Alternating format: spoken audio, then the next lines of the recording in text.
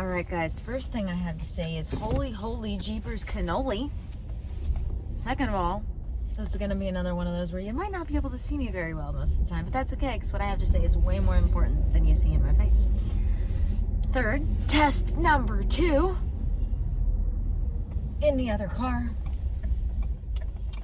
So, oh my goodness, the ego, the edging God out that I have been seeing this evening, blowing my little mind, blowing my big mind, blowing all my minds, my mind, my spiritual mind, all my minds. Because we do this thing as human beings where when we experience smaller amounts of discomfort, there are often times where we think that causing other people discomfort, even if we don't think it consciously, subconsciously, we've decided somewhere in us that causing other people discomfort will make us feel better. When really we just feel bad and other people feel bad. Nobody feels better or good at all. So, like this guy, look at this guy. The dangerous driving that I have been experiencing tonight is just, it's not even a full moon, it's a freaking new moon. And, whoa guys, whoa, calm down, relax. It's blowing my mind. Okay, so I have some stories to tell you guys. So, this first guy, driving up people's asses for no reason. Holy cow. Holy, Jesus Cannoli. So this first guy, he's riding up this guy's ass. So I speed up and get over so he can get around the both of us. And instead of just popping around us both, he continues to drive up this guy's ass, even though I'm now in front of this guy. So, what is the guy to do? You know, he's got somebody riding up his ass, and now he's got somebody in front of him. So, you know, what's even the point of getting over when the guy would just end up behind me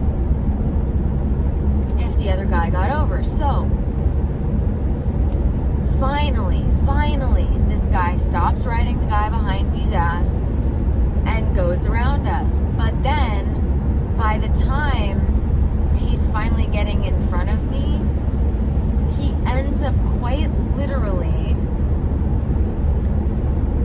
winding up behind somebody else, which I end up slowing down in hopes that this guy will not ride up this other guy's ass. But no, rather than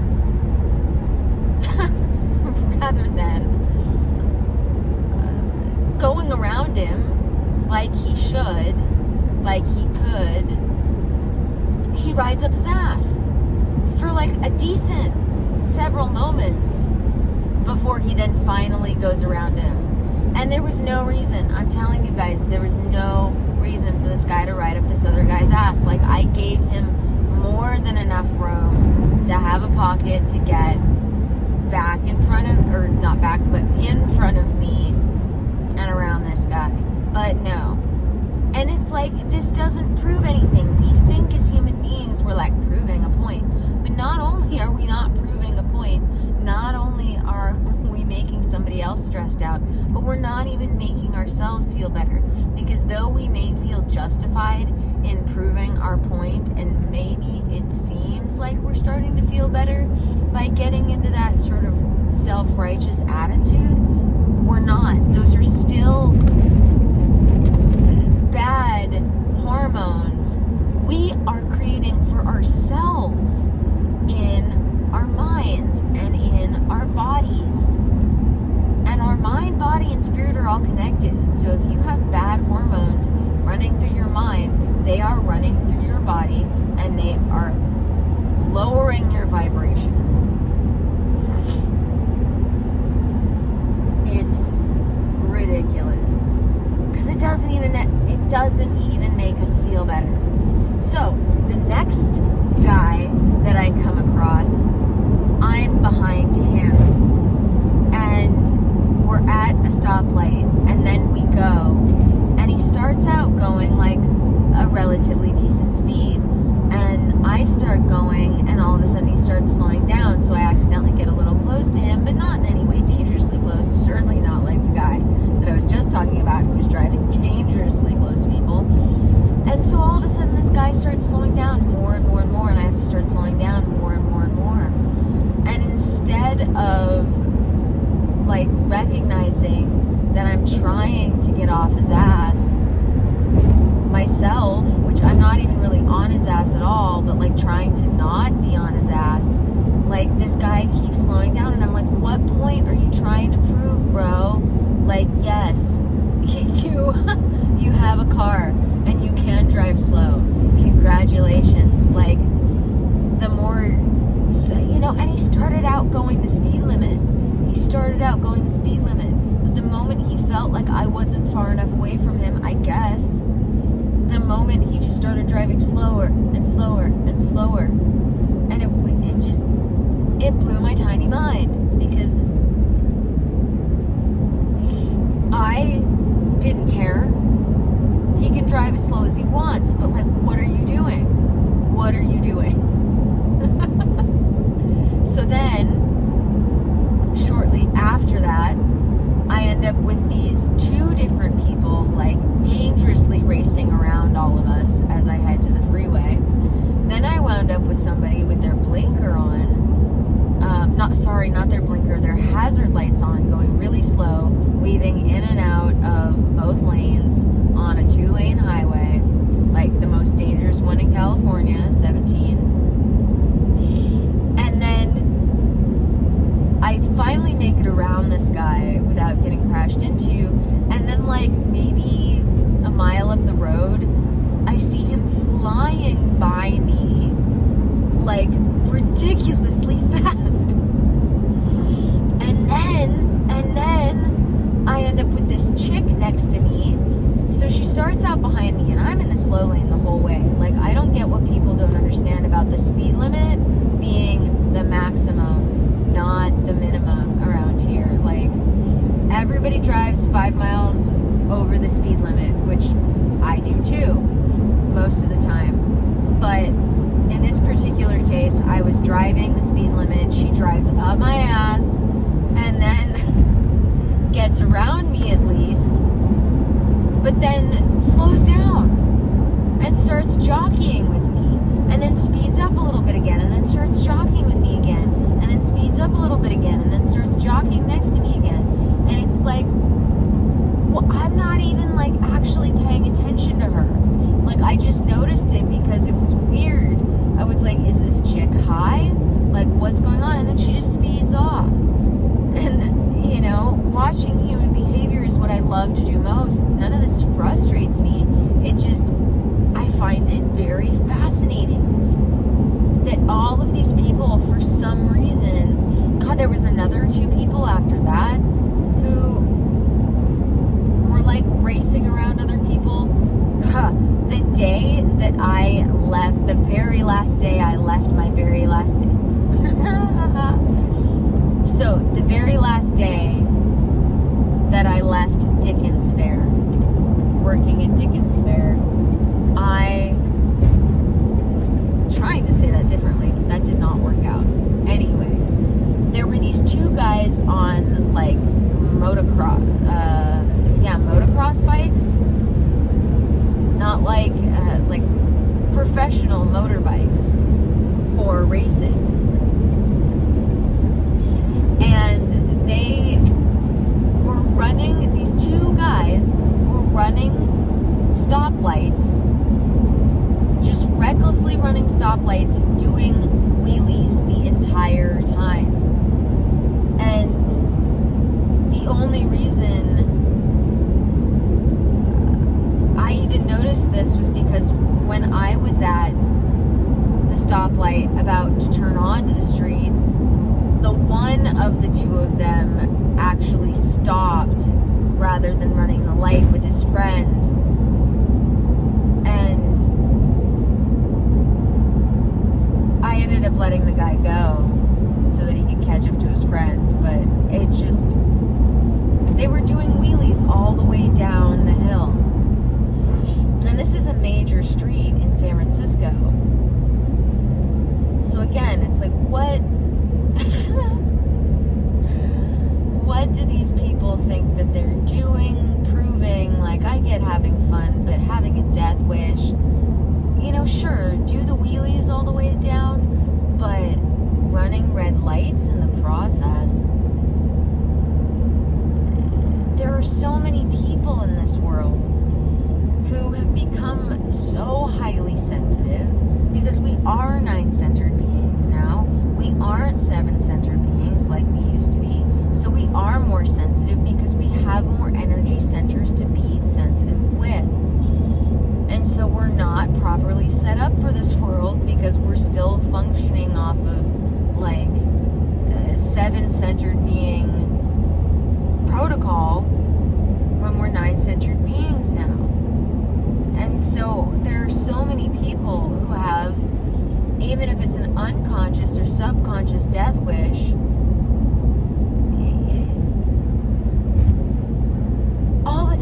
all the time I run into these people.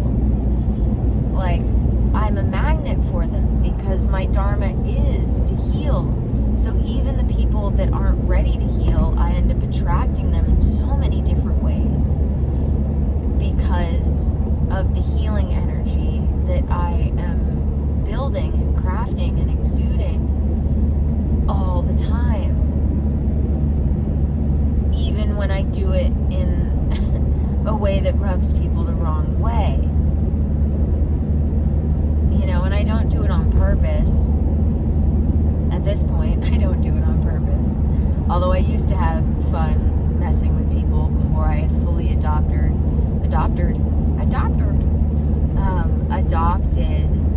my acceptance of my role as a teacher, let alone a spiritual teacher. Like, I always knew I was going to be a counselor of some kind, but I didn't think I was going to be a spiritual teacher.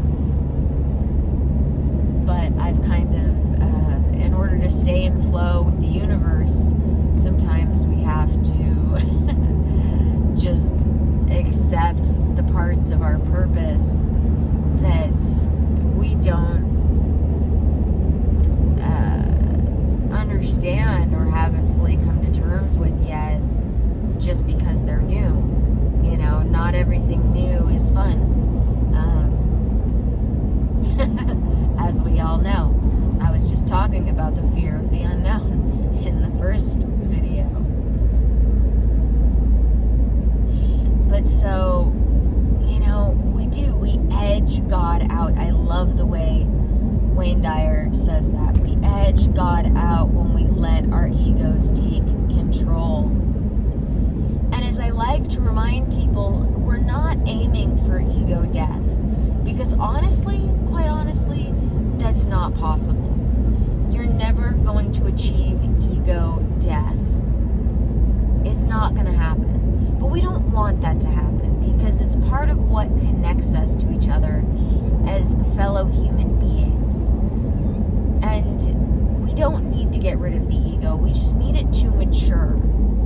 We need it to know when it is its turn, when it is time for it to do its job, and when it's time for it to sit down and let other parts do their job. Because we have multiple parts to our mind centers. We have multiple mind centers, basically. We have the moving center, the intellectual center, we have the emotional center. Oh, I'm blanking on the last one. Moving, intellectual, emotional. Oh, come on.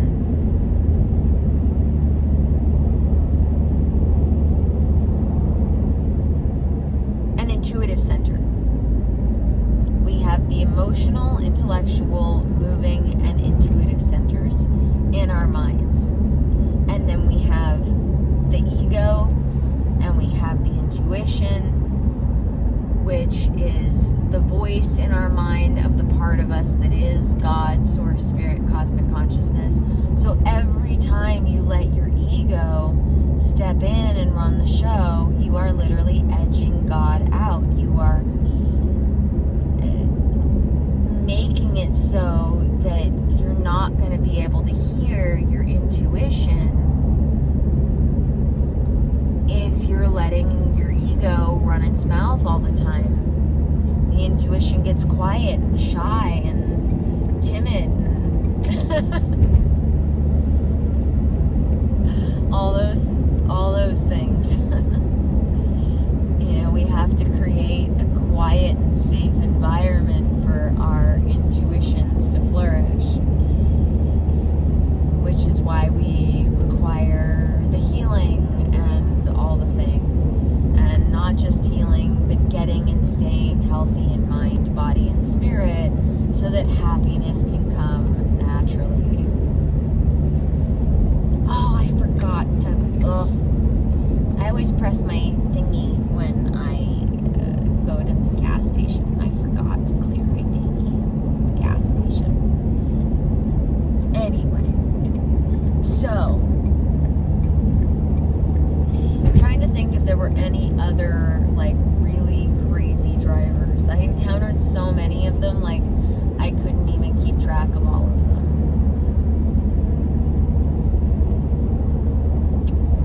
But yeah, so at the end of the day, we want to learn these parts of ourselves. We want to learn what parts of ourselves are being run by the moving center, what parts of ourselves are being run by the emotional center and the intuitive center, etc., etc. We want to learn what their voices sound like. We want to learn what their voices sound like the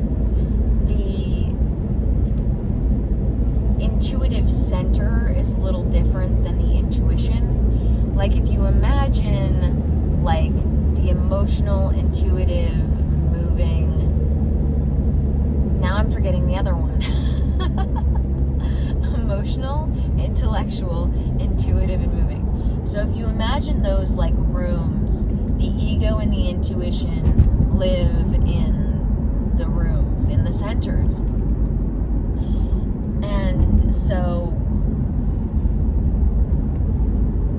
you want to learn what each voice, the ego and the intuition, both sound like in each of those centers. And in doing so, we can not only heal and grow and expand our consciousness, but we can raise our vibration spiritually, and we can heal our body, because they're all so deeply interconnected. Alright guys, I think I'm going to leave it at that. I don't want to take my eyes off the road to see how long I've gone, but I didn't want to do these too long since you can't see me and they're just a test. But yeah, so I'm going to be doing this series, I guess, that I'm calling Reality Riffs, which is a nod to Guru Jagat's podcast, Reality Riff. And now that I have my things back in the car again, because the last one ended up coming off and not being able to stick back on, which was a bummer because that thing stuck like a champ when it first went on, and it was supposed to be reusable, but they never are they? No, they're not. So anyway, sending you all the love. I know we're at the end of this, but how is everybody doing today?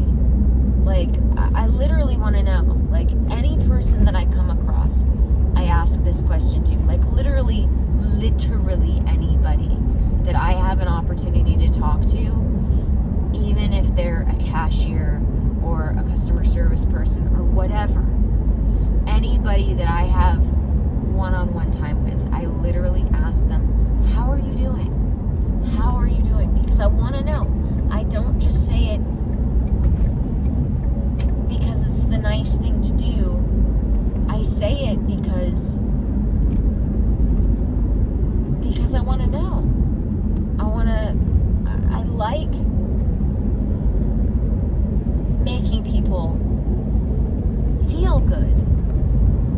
I really do. Like it, and it's not necessarily about me feeling good about myself so much as I genuinely like being able to have that moment with people where they feel good. And so, sorry, I'm very, very briefly for a moment trying to focus on more crazy people driving way too fast. Like, it's called the speed limit, but that's like the maximum, not the minimum, guys. But anyway, yeah, let me know how you're doing. I want to know in the comments. Or if you want to use the email in the description to reach out, do it. I also have that get in touch button on my website at the bottom of every page. If you want to tell me how you're doing, do it. Because I want to know, how are you doing? Because we all need a moment to decompress and tell the truth. Because we don't often feel confident in telling the truth about how we feel. But I want to know how you're doing, like actually how you're doing. Not like what you want to think other people, or not what you want other people to think you're doing. Like, I don't want to know, I literally don't want to know how you're doing if you're going to tell me a lie. Like, I don't mind if you want to tell me what you're telling other people, in the sense that if you want to be like, you know what, I am right now in that mode of like telling people I'm great when I'm not. Like, if you want to tell me that truth, I will gladly accept that truth from you, hold it. But if you're gonna reach out, don't lie to me. Just don't reach out just to tell me you're great when you're not. Like, and don't hesitate to reach out and tell me you're great. Like, if you're great, I just want the truth. I always just want the truth. Because that's the whole point. That's the whole point of asking somebody how they're doing, is so they can have a moment to tell the truth about how they're doing. Because it sets us free. It really sets us free. So, yeah. I feel like I had one other thing I wanted to say, but it's come and gone. So, if it doesn't come back momentarily, I'm going to let it go and say good night and goodbye. So, yeah. I don't remember. Alright, guys. I wish you all the best. Truly, deeply sending you all the love. I need to drink some water. As always, may the energies you serve you well.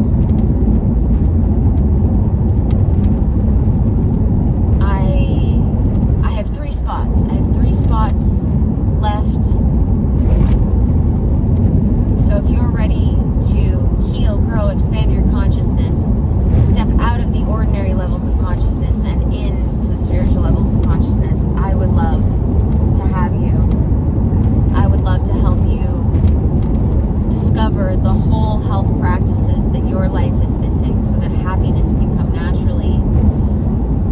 And do that with natural solutions.